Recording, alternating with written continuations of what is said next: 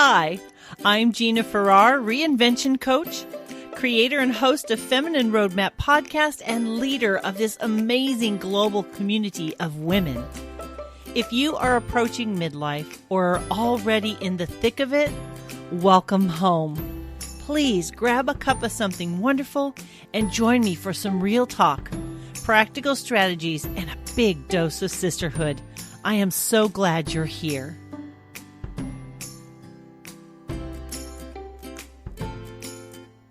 Hello, Feminine Roadmappers. It is Gina here, and today we are going to be talking with a woman who wants to share her powerful story of overcoming abuse and the importance of how her company helps families get away from domestic violence across the United States. If you have listened to me any amount of time, you know that I grew up my formative years in an abusive environment. And so this particular topic, I think, is so important to bring to light, and the power of overcoming that environment and having the ability to make an impact in the world and being able to take something so awful and turn it into something so beautiful in the world. My guest today is Delphia Brewton. She's the chef and founder of Blessings from My Heart to Your Table. Delphia, thank you so much for being with me today. Thank you, Gina. This is a pleasure. Thank you so much. Appreciate the honor. Well, I'm grateful that this conversation has come up at this time. I firmly believe that it's a conversation that needs to take place. Obviously, having lived through this experience and knowing the impact that it has, I think it's important for us to talk to women who have not only experienced it, but have found a way to overcome it. I think that hope is so important. So, Delphia, why don't you give us a snapshot of who you are? Obviously, you are a victim of domestic violence, and that's why this is your mission. But tell us a little bit of your backstory so we can understand what brought you to this place. Absolutely. This has taken its turns and its twists, but it all has come out to be exactly what it was predestined to be. I did not plan to be a chef at all. I was on my way to becoming this high-profile lawyer. You know, the female version of Johnny Cochran is what I always describe myself as coming out of high school. You know, I graduated high school, top of my class. I was a commencement speaker. I was on my way. You know, I was president of everything, still to this day, vice president of my class. And really, I had my hopes and dreams set on becoming this juvenile defense attorney for minority children, you know. And that's what I had my hopes and dreams on becoming, and was working toward that goal at the University of Washington. And toward the end of my first year, I met who seemed like Mr. Prince Charming. You know, he was riding on that white horse. As a matter of fact, he had a Mustang, you know, a brand new one. And talked right, looked right, smelled right, thought he was Mr. Right. Until the red flags popped up, and I kept, you know, denying them, kept saying, you know, my love for him will change him. And it didn't. It changed me instead. And didn't think I was worthy enough of being accepted. Didn't think I was beautiful enough to ever have this opportunity come by again of saying, you know, will you marry me? You know? And so when he proposed after like a day after meeting me, I said, you know, I was alarmed, but I said, yes, this won't ever come by again. You know, this is the first man I ever dated, the first man I ever had interest in, the first man that ever had interest in me. Thought for sure I better act now, because if I don't, I'll miss this opportunity. Didn't know how shattered my confidence was. I didn't know how I lacked the self-esteem that I needed to carry me in this big world, you know, that can be so brutal. I didn't know until that moment. At that moment, I felt like it was work to be done, that I needed more help than I actually needed. Like I needed help out of something that before it even started. You know what I'm saying? It just brought up so many things for me, but yet I suppressed all that just to be accepted. And this is where the abuse started. You know, this is where I gave him that power he realized, oh, jackpot, she's weak, jackpot. This is how predators prey, this is how this happens. And so anyhow, going forward, I said, yes, I got married, and then things just turned for the worse. The abuse started, and I suffered 14 years of abuse, and to the day I became breathless on my bathroom floor before I decided to leave for good. No matter what the circumstance after leaving looked like, I was determined to not come back to that situation. I was determined to fight the fight and put one step in front of the other, no matter how many times I took steps backward, because I did, but when, I kept fighting that fight and having that determination. And when I decided to do that, things worked out for my good in the end. It was a long road. It took me 5 years to heal. And so that's why I decided at that 5-year mark to open up this whole catering company, this wholesale company, this nonprofit organization, and now expanding to a restaurant for other women of abuse, because it's the cycle that has to be broken. It's the healing that has to take place, and it has to happen in a working environment that's conducive to the survivor's healing process. And who best to understand that than a survivor themselves? What was the point that made you decide no more? Mm-hmm. That's that moment I was laying on my bathroom floor, breathless, and literally coming in and out, fading in and out with life, literally, hearing bits and things and not even knowing how I got down there on the ground. And, just knowing that I was at the mercy of God, and I had to pray.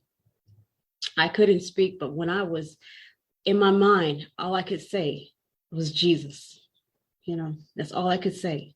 And I realized everybody does not believe in God, but for me, I do. And so therefore he's part of my vernacular. And so I got to be honest and tell you, I called on Jesus. And that's when he saved my life. And that's when I decided, you know what, I don't care what it looks like. After I leave this person, I have to leave, and I have to be committed to my healing journey. Abuse is addictive when that's all you know. It's all you know. So I would often leave my abuser with just the clothes on my back, and I would always come back to him because I was homeless, because I had children to take care of. I had no money, had no job skills, hard obtaining jobs, had no vehicle. It was very difficult. And so it was the easiest thing to do to return, because there I knew I had a place to sleep. I knew he was going to go to work. I knew that he was going to be gone at work for about 6 to 8 hours a day. And for that time period, at least I could be, at home in peaceful quietness with my children. And I was willing to take all of whatever came after that when he came in the door, just for a place to sleep. So it was easy to go back every time, but it cost me so much. And so this was the breaking point. The cost outweighed the greatness that had, that was out there for me, the opportunities that was out there for me. And I didn't see that. So this was the breaking point. It's interesting that you use the term "it was easy," because I think whenever we're in an unhealthy pattern, I think part of us knows, there's something in us that's like, this isn't quite right, or there's something that needs to change. But comfort can be insidious in situations like this, right? Because it's like, I know, right? Like you said, okay, I'll have peace for this amount of time. I'll have to deal with the abuse after, but you're like bargaining with yourself, right? When you're in this situation, what you can handle, or what you think you have to do in order to make it through. Mm-hmm. And it's a powerful thing to realize that sometimes the fear of the unknown, no matter how much better for you it can be, we have to reach that point, don't we? Every woman, and there are men who are abused too, but every person that goes through this abuse, they are dealing with the reality of, well, at least I know, right? At least I know.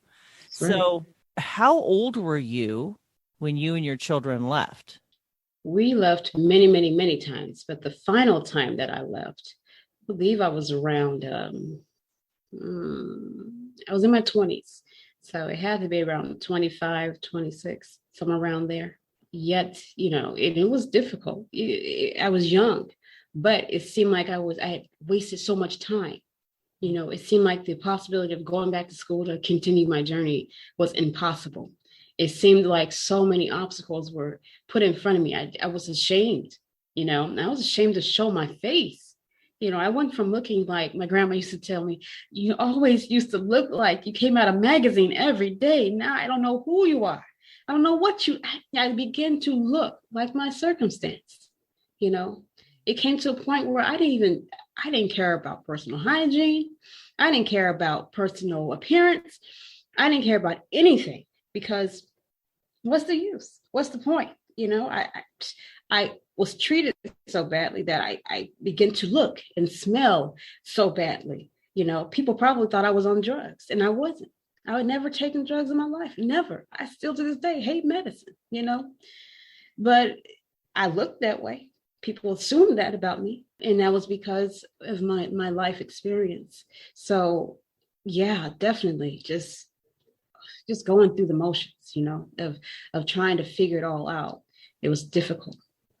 Now, what was the transition from survival to this mission? Because really, like you said, 5-year journey to heal, right? Mm-hmm. And I would argue that there is a healing, but there's an ongoing journey, triggers that happen, thoughts that still creep in. Like, I would say that once you've gone through something like that, there's residual, which I would think would be a good fire for someone like you. So tell me how did you make that transition? What brought food?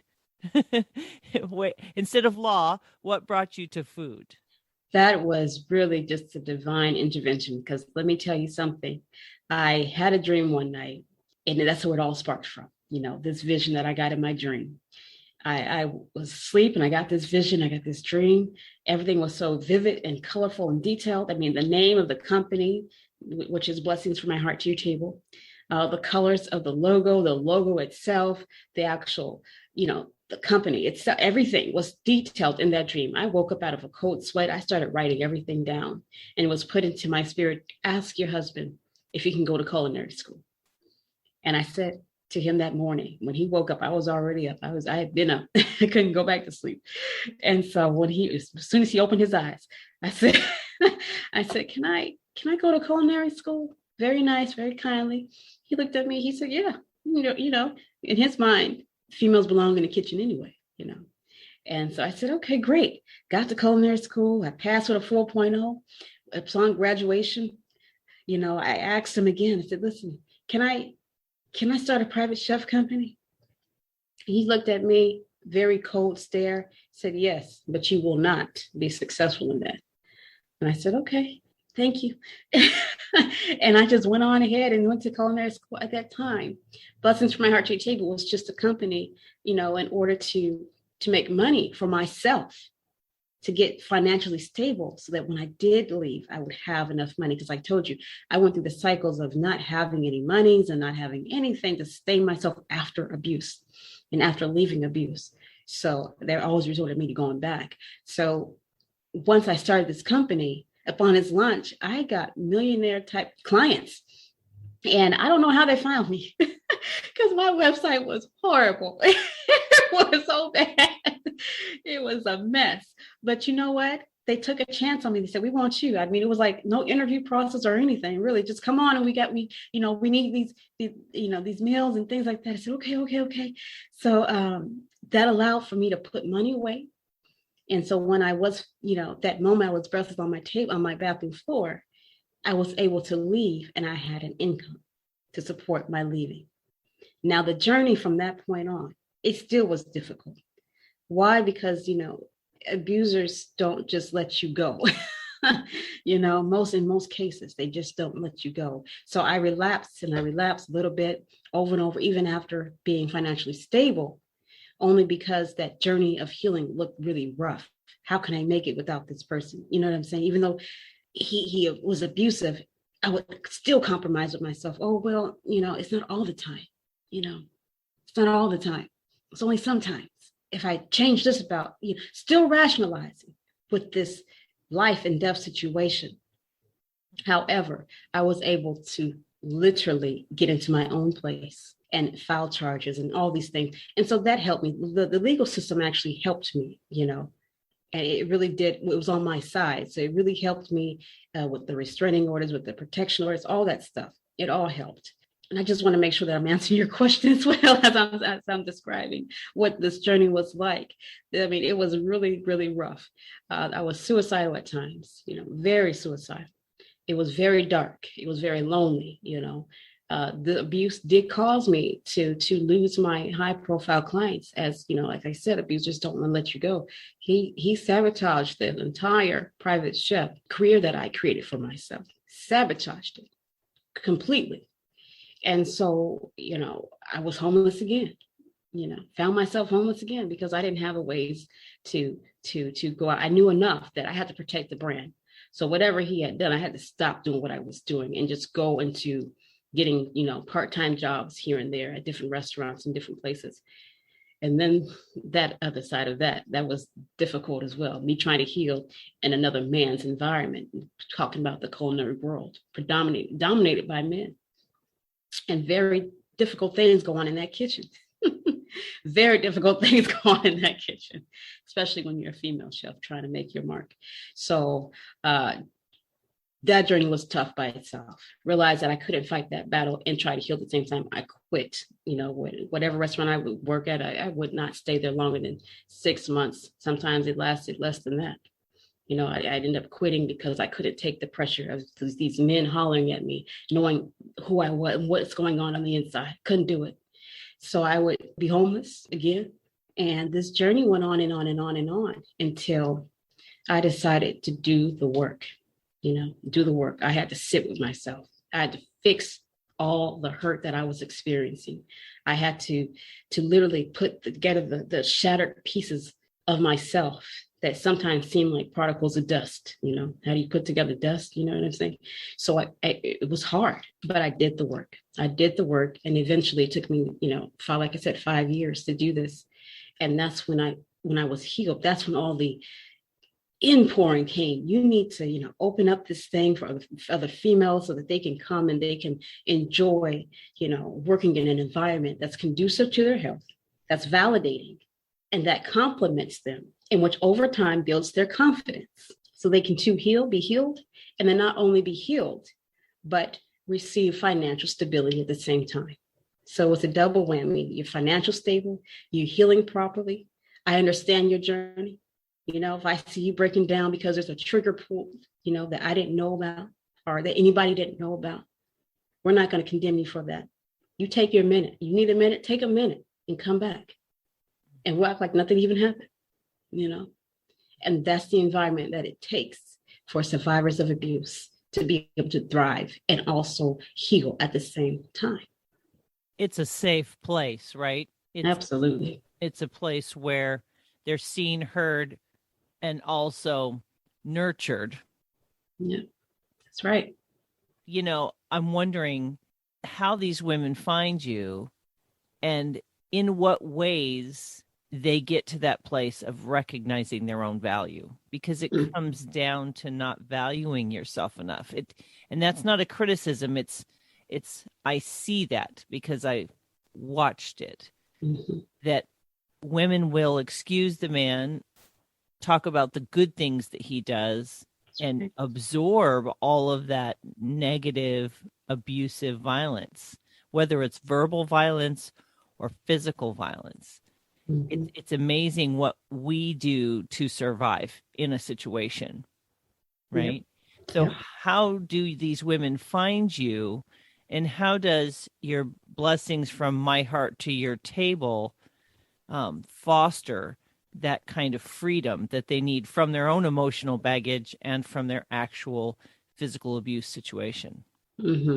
So how these ladies find me and our company is through the shelters, we focus on primarily homeless survivors of abuse living in shelters or wherever, and the shelters contact me and say, hey, we have somebody that, would like to have a job. Do you have any openings? And I'll say, yes, I turn nobody away. I tell them to come on in. And once they come on and they get interviewed, it's really not an interview process. It's just me taking an intake. What's your name? You know, what kind of hours can you work? And things like that. Once we get all that taken together to get squared away, I go ahead and I issue their schedules to them.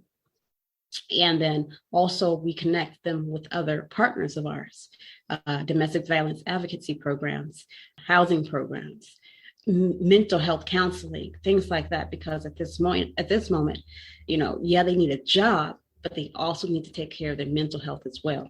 They go hand in hand. And so having them well connected with these services and these partners of ours is really, really beneficial. And then Blessings from Our Table is also a nonprofit. So we are surrounding them with these wraparound services that can help them heal while they make a living for their families, for their children, and for themselves. It's important. Just stopping the cycle of abuse. That's really what we're about, financial security and stopping that cycle, eliminating every excuse that they may have to go back. And I know quite a few of them because I use them. So just trying to eliminate them so that they can thrive and stop that cycle of abuse. And that's the difficulty of the journey, isn't it? Mm-hmm. It's that going back. Mm-hmm, mm-hmm. Absolutely. It is very difficult. But I am really pleased to see that the ladies that have come our way are really determined to make it. They come into our environment, our working environment, our facility. And I have not seen most ladies, I've not seen most ladies go back. I've maybe only one out of all the ladies that we've helped. I've not seen but just one go back. And I even see her struggle of trying to make it out all the way. She doesn't know that I know, but I know the signs, I know the signs, but I see her progressing. I see her loyal to it. She's really loyal to the journey. She knows that we're the only people in this space right now that are offering this kind of help towards survivors. And so she's very loyal, she's very loyal, but I've not seen but one go back. But the journey is difficult. I'm sure for you, that's an emotional journey as well, because, we can't do for someone what they're not willing to do for themselves. Yeah, absolutely. So I would imagine that there's probably times where you want for them something more than they're ready to commit to. Absolutely. But I understand also that it has to take its course. And most ladies that do come our direction are already out of the situation. They're living in the shelters. They're already trying to live and navigate that journey on their own. And so it's very easy for us to just kind of take our hands around them and then love on them and make sure that they have great pay and make sure that their living environments will get better because of their pay, and that our wraparound services can really equip them with what they need. And also, like I said, just one. So that's a great testament to our services if we only have one. But yeah, the journey, even if that one, like we have children, I often sometimes think of them as my babies because I'm so passionate about it, and if one is off track, you leave the pack to go get that one, but the journey is all about restraint at times, letting them run their own course. And at the same time, stepping in when it's needed to step in and say, okay, these are what we're doing. This is what we're doing. This is what we stand for. It's here for you if you want it. It's that holding a space for them when they're ready. That's right. When they're ready. So tell me about your program. What does it look like for someone who comes in to work for Blessings from My Heart to Your Table? What does that look like? Oh my goodness. It's a lot of fun. First of all, I just have to tell you that it is a lot of fun. They come in sometimes, they come in a little timid. It's like, oh my gosh, because we make very high profile dishes, and very sophisticated dishes. And sometimes the ladies are like, I don't know if I can make that, but, and it's like, oh, you can make it. Trust me. And once they made it, it is a beautiful thing to witness because you see the spark go off. Like, oh my gosh, I made that. It's amazing. And they love it. They love their own work. That's inspiring to see because they're getting validated by their own creations. And at first they doubt themselves on it, in the beginning. So that's a really beautiful thing to see their journey. So it's all about growth. It's all about witnessing their determination to make it. And really what this dish that they're making or whatever it is, this company, it just kind of resembles their process in this fight of becoming a better person. Because with each dish, they get better, as in their life. Each time they put one step in front of the other, they're getting better and better and better. And they're healing, until the time comes that like, whoo, I don't know how I got here, but I'm so glad. It feels so good. I'm so excited. So that's the journey. That's what we see in our kitchen every day. So do you do catering then? Is it specifically for events, or are you still doing the personal chef thing with these gals? No, we are totally catering. Private chef has stopped at that when that light went off. Says, "Oh no, you got to do more than what you're doing. You got to open this thing up for the ladies." So we are only catering wholesale and expanding to restaurant as well as a nonprofit. That's amazing. So do you do weddings? What does it look like? We do all kind of events. And it's not limited to just weddings, or it's just whatever event someone has. So we've done birthday bashes, we've done corporate parties, all kinds of events. And they're all so much fun. They're all different, and they all have different vibes to them. And we just go in and do the work, and it's fun. It's really fun. So I would imagine if your staff is large enough, you can do several events a weekend because you have enough staff. Is that how it works? We've done that in the past. That has been very taxing because most times, these parties are large and, you got to prepare at the same time, different menus. And so it's difficult, but we have done it in the past. I prefer having one event, one event each day, as opposed to having multiple events the same day. What's the size of your current staff? Right now, we are a small team of 5, and we are expanding to about 50. It's pretty soon. So this is really exciting time for us. This time to stop the cycle of abuse is huge right now. We have been the silent pandemic inside of the pandemic, the COVID-19 pandemic. Globally, this thing has taken its course on many, many, many lives. Many lives have been loss as to domestic violence, as to trafficking, the refugees fleeing their countries for abuse. This thing has taken its toll on this community very, very heavily this last year. So definitely it's time to expand. So we're excited for this time. Is there anything that listeners can do to support or amplify your message? Like, what can other people do if they don't need the services per se? How can people contribute to your mission? Thank you for asking that. I would love if anybody listening would like to contribute to our mission of supplying financial security and stopping the cycle of abuse for so many survivors, would just go to our website, blessingscatering.org, and donate. So when you get to blessingscatering.org, just click on the foundation tab, and there you'll be able to donate whatever amount you desire. And that will help supply more income and jobs for survivors of abuse. And not only that, just resources. Like I said, we have to wrap these ladies around with services and options to make it. So donate at www.blessingscatering.org. Or you can go to Ticketmaster.com and purchase a ticket to our concert. You don't have to come, but if you're willing to support us, please go ahead and buy a Zoom ticket. You can see it from wherever you are in the country. We have a concert with CeCe Winans coming up October 23rd. And she has teamed up with Blessings from My Heart to Your Table to put on a wonderful, wonderful benefit concert in support of survivors of abuse all around the world. So just come on and buy a ticket at Ticketmaster.com. You can see it live via Zoom link, or you can buy a ticket to donate to a survivor of abuse to come to our concert for free. So those are the ways that we would love for you to support our organization. Love CeCe Winans. Oh man, she's amazing. Yeah.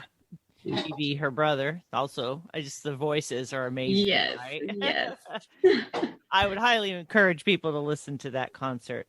Absolutely. Now, right now you have 5. And I believe your goal is 100. Our goal is 100. Absolutely. Absolutely. Our goal right now is to help 100 women of abuse. Now, that doesn't mean that all those women will be helped by ways of financial security through our organization, but some of those ladies might not be in a space that they need to work, but they need a place of quietness of their own. So we are planning on offering homes to these survivors of abuse. So homes, financial security, and a whole plethora of other things that I can't mention just yet because I haven't yet launched. But those things are in the works right now as we speak. That's amazing. Now, how are you doing, Delphia? Where is your life at this moment?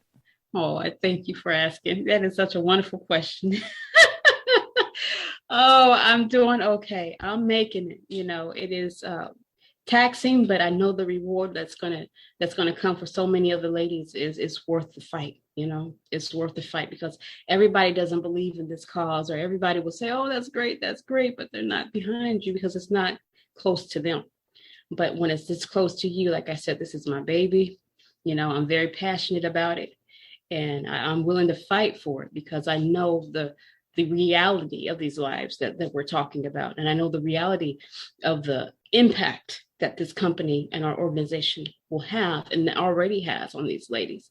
And it's important. It's very timely. It's right now is the time. So, but thank you. I'm doing okay. The fight is tough at times, but I'm willing to take it on because I know that I've been called to do this.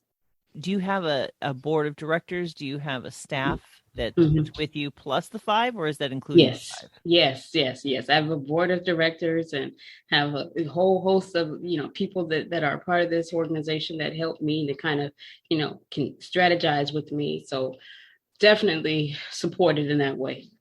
I don't think I can do it by myself. No. So if people wanted to work with you, what would the path be for people to connect with you? Not just to donate, but to actually partner with you? Oh, yes. Awesome. Thank you for asking that as well. They can go ahead and contact us on blessingscatering.org and go ahead and shoot us an email at blessingscatering.org. I'm sorry, blessings@blessingscatering.org. And let us know that you want to partner with us. We'll be happy to partner. Even if you are not in Washington State, there's somebody in your state that needs help. We want to partner with you to make sure that we can do our best to help with that. Mm-hmm. What kind of partnerships could you do? Like, what would it look like? Right now, we partner with a bunch of nonprofit organizations that kind of want to help their women relocate or something like that. And get some help that they need. But it doesn't have to be nonprofit. You could be a entity, with a good purpose, behind your business, your company. And we would be willing to partner with you on that. If there were 3 things you really could have people take away, things that they could anchor into from your message and your mission, whether it's to a woman who's in abuse or a woman who's recovering, whatever is on your heart, what 3 things would you really like people to know today? Absolutely. I want to speak to the survivor. I want to speak to their heart. I want you to know that, this organization came about to be because and the way that we function is the way that I wish somebody would have received me. I understand that it's hard to get help that you need because everybody is not understanding of your mental state. First of all, they're not understanding of your condition. Second, and then they need to understand the need. They don't understand those things, so it's very difficult to open your mouth and say, exactly how you feel, exactly what you want, and exactly what you need. And at times right now, I know that you probably don't even know what you want. That's okay. I've been there too. I know that. Someone's asked me before, what do you want? I said, I don't know. And I just broke down and cried. I don't know what I want. So listen, I understand that. I want you to know that there is a way out and that tomorrow will be better. Even if it's just for 1 minute of that tomorrow, rejoice in that. Take the time to just to absorb the good things that's happening. This journey is going to be difficult. It's going to be long. This is not a completely fast journey. This takes time. Healing takes time.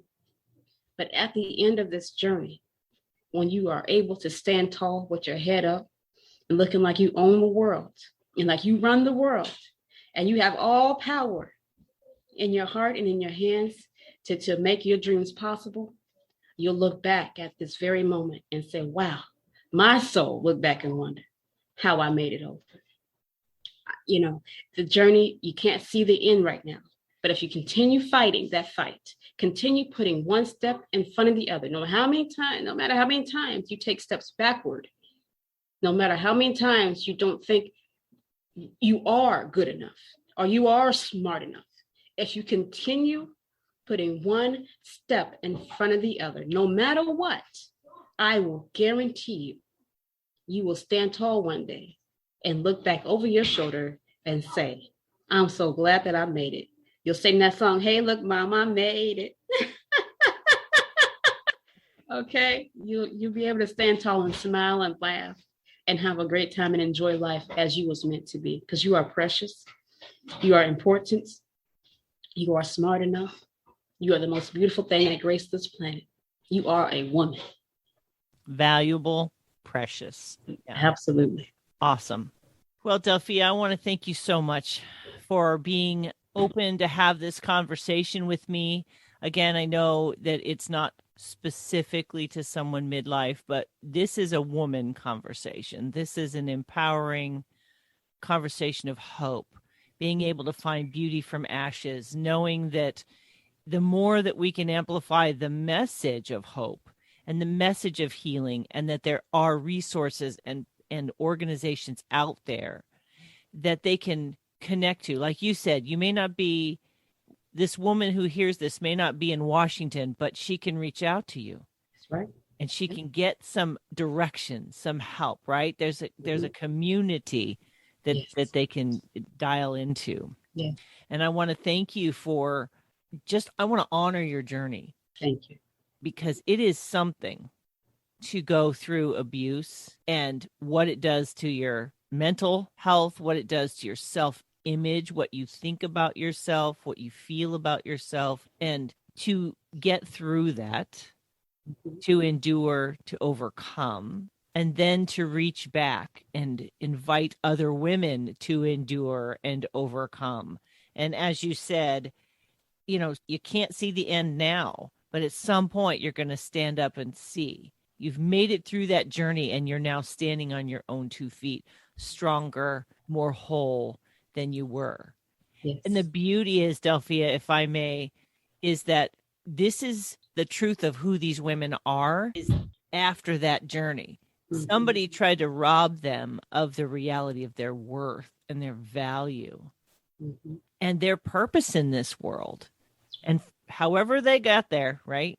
Mm-hmm. No matter how long they were there, that truth has, no matter how the abuser tries to steal it, mm-hmm, that's not who they are. And I think that is where the turn is, when they recognize that the lies were just that. Absolutely. Absolutely. 100%. Well said. Yes, absolutely. So I want to thank you for bringing this message here today. Again, honor your journey, for taking such a difficult thing and turning it into something that makes a difference in the world. I'm so grateful that we had this opportunity to talk today. Wow. Thank you. This was a true pleasure. Thank you so much.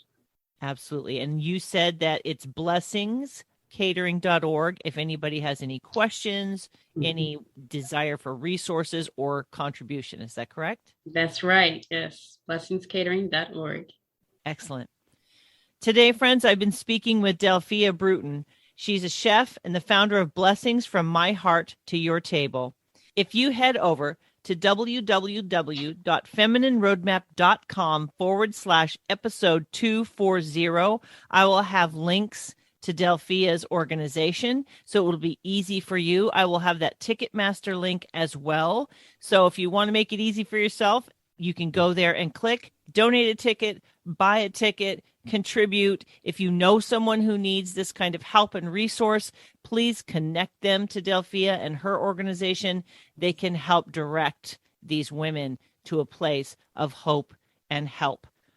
And friends, this is one of those conversations we need to keep in the front. There's so many things that we can't do for other people, but we can share what we know, share what we've been through, and walk the journey with them when they're ready.